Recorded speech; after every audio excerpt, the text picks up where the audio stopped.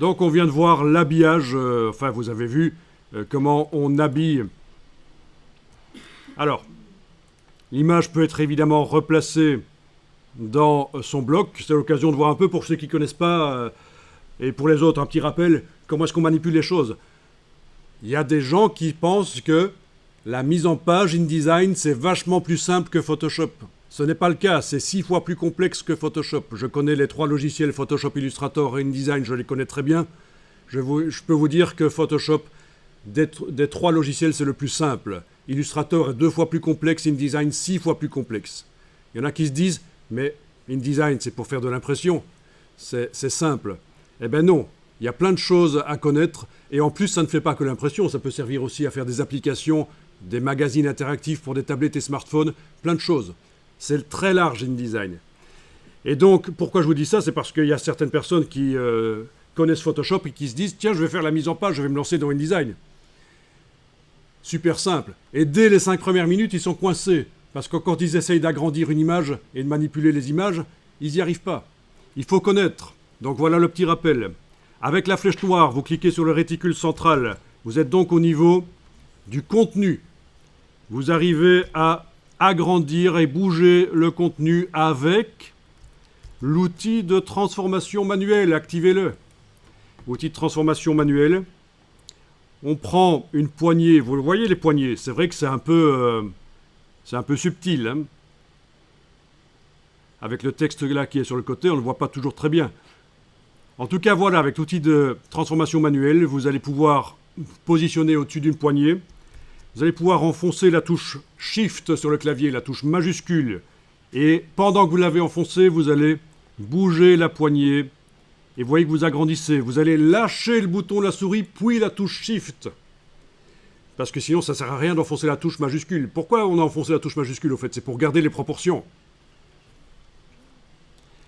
Vous pouvez réessayer autant de fois que vous voulez. Toujours avec la touche majuscule, vous agrandissez. Voilà. Ensuite, vous allez pouvoir bouger l'image sans enfoncer aucune touche avec la flèche noire. Avec l'outil de transformation manuelle, ça marche aussi. Donc on n'est même pas obligé de quitter l'outil de transformation manuelle, vous pouvez le garder activé.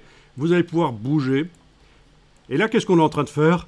Du recadrage, parce que vous voyez les limites de l'image. Elle est grande, cette image. D'ailleurs, si vous gardez enfoncé le bouton de la souris pendant quelques secondes et puis vous bougez, vous la voyez, vous voyez les limites de l'image, vous voyez qu'elle dépasse du bloc. On ne voit qu'une partie de l'image.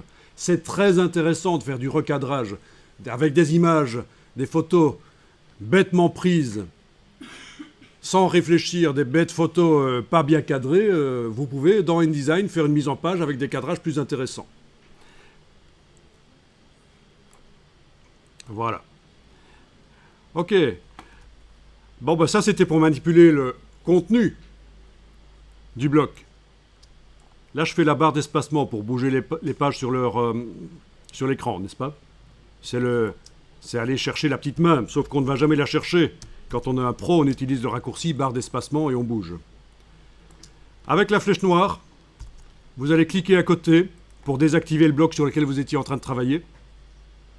Et vous allez cliquez sur le bloc une fois, n'importe où, sauf sur le réticule central. Vous êtes en train de travailler cette fois-ci sur le conteneur, et non plus le contenu.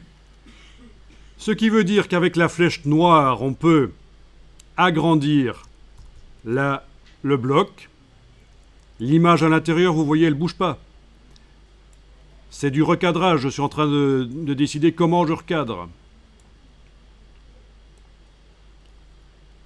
Les poignées du coin aussi, ça marche. Bien sûr.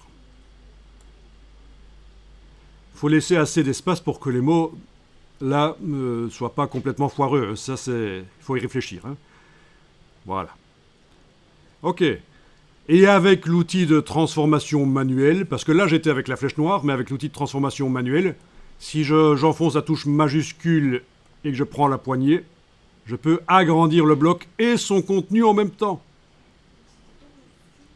La touche Shift et l'outil de transformation manuelle. Voilà. Là, je pense que vous avez tout. Comment agrandir et bouger une image dans un bloc avec l'outil de transformation manuelle. C'est ce qu'on a vu juste avant. Comment agrandir un bloc et l'image ne bouge pas, c'est la flèche noire. Comment agrandir un bloc et l'image s'agrandit avec, c'est l'outil de transformation manuelle. En travaillant au niveau du bloc. Il y a deux niveaux sur lesquels on travaille, le contenu ou le conteneur. Et je vous rappelle que l'astuce, c'est chaque fois d'aller cliquer à côté de la page avec la flèche noire, puis cliquer sur le réticule central si je veux travailler sur le contenu. Flèche noire, je clique à côté de la page, puis cliquer sur le bloc n'importe où, sauf sur le réticule central si je veux travailler sur le conteneur. Voilà. Et on peut la replacer au milieu. En général, ça peut être sympa de placer au milieu de deux colonnes de texte comme ça, de placer une image, ça peut être bien.